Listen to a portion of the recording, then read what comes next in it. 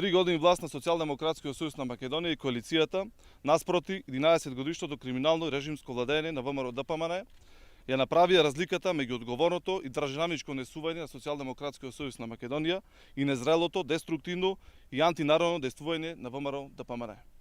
И додека ние носевме одлуки за најважните прашања по иднината на државата и граѓаните, нашиот политички опонент немаше став и бегаше од одговорност. Нивниот кукавличлук одеше до таму што не собраа храброст ниту да аплаудираат во Македонското собрание кога го ратификувавме нашето членство во НАТО.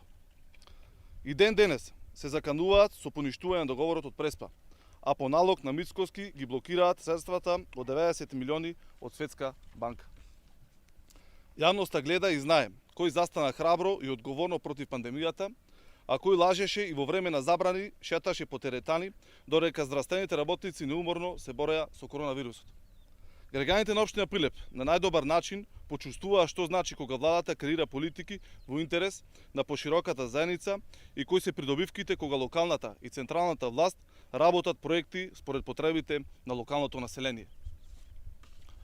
Почитувани, градежната офанзива која се случува во општина Прилеп наидува на општо задоволство кај секој жител на градот и населените места.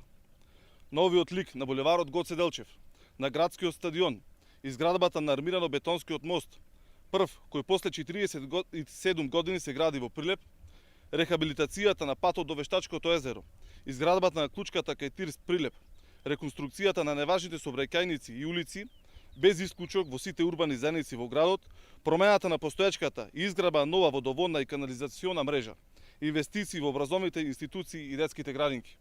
Сето тоа зборува за новиот начин на практикување на власта, која Социјалдемократскиот сојуз на Македонија со граѓаните го гради на партнерска основа.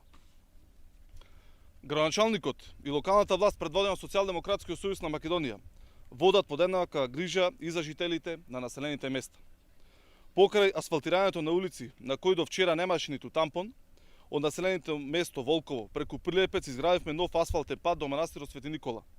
Го реконструиравме патот до Мариово. Градиме канализација во Големо Којњари.